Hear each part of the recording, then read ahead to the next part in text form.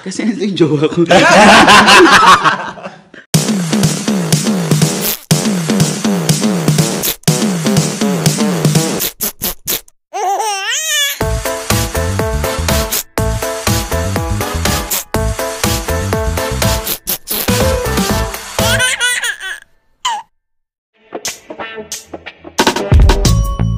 Hello, titos and titas of UK. Nagpapadala ka ba sa Pilipinas pero nagbabayad ka pa ng fees at nagpupunta ka pa sa office o di kaya kailangan mo pang tumawag? Well, let me introduce to you TapTapSend. TapTapSend is all in the app, napakadali lang and wala ng fees. Yes, you heard me right. Wala ka nang babayaran pa.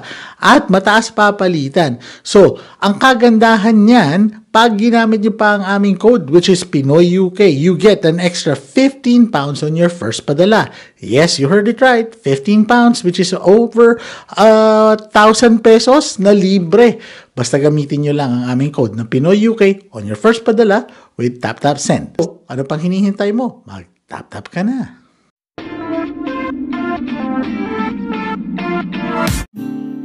Man knows best. Even, kasi marami nagtatanong, di ba, lagi sinasabi nila UK, London lang. Pero, nasa Newcastle ka. So, what is it about Newcastle? Bakit ka nandito? Yan. Bakit hindi nila itry ang Newcastle? Manong kasi, nung ako kasi nasa Philippines din, as baguhang OFW, London lang naman kasi talaga ang alam. Parang yun ang pinaka very Manila natin eh.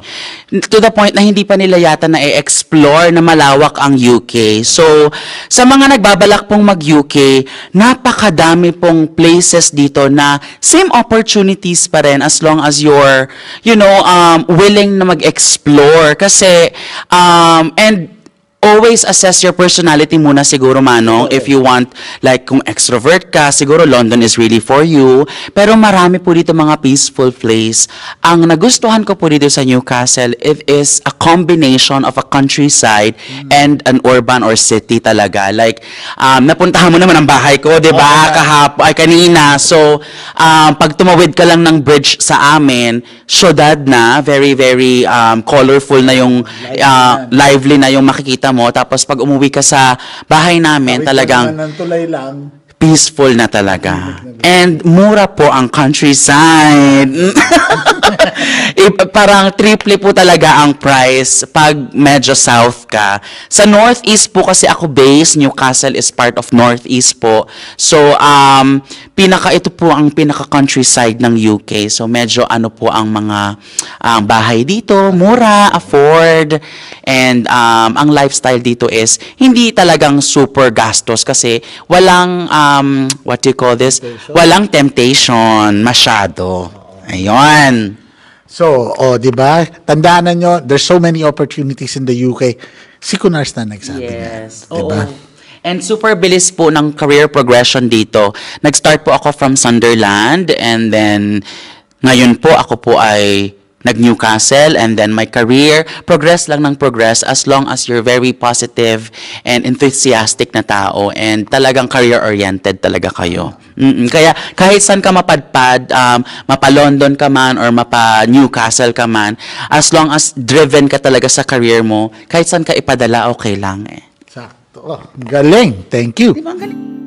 Man knows best. But how would you deal with bashers? Anong sinasabi mo sa kanila? Nung una, Manong, nung nagsisimula pa lang ako, talaga, like, na-hurt talaga ako and pinapatulan ko sila. Kasi syempre, hindi mo naman ina-expect na ganun ang magiging reaction nila kasi hindi ka naman nila kilala. Exactly. Pero, nung tumagal-tagal na, Manong, parang the art of dead man na lang talaga. And may matututunan ka rin naman minsan sa basher mo. Like, doon ka talaga, character development din talaga ang pagtanggap ng mga negative comments. Once na ma-digest mo siya ng maayos na, baka naman may point talaga tong basher na to, pangit lang yung pagkakasabi niya.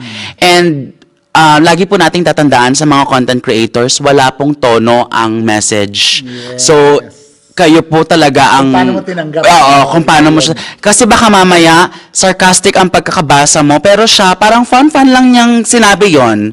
ikaw lang ang nag-consider na binash ka niya. So, yun lang po, sa mga content creators natin dyan or sa ibang nagsisimula pa lang, it's how we accept the, yung situation. Charot-charot.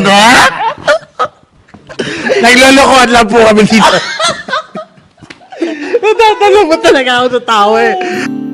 Man knows best. Even, fast talk, nakakaipon ka ba sa UK? Yes! yes daw. Maraming ipon dito, basta disiplinado ka lang po talaga. And learn how to say no to yourself, to your family, to your friends. Pag hindi kaya, mag-no muna. Okay? Kahit ako hindi ako nag-Amazon, ganyan. Nakakatero kasi, Manong. Team mo na lang, team mo. Oo. Even, dahil alam nating single ka, charot.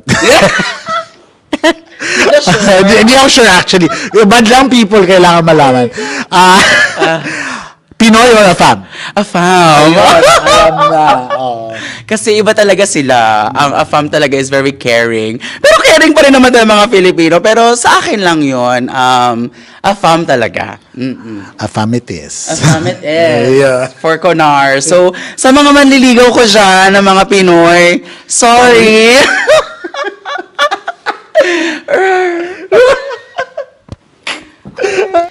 Always remember, Manong knows.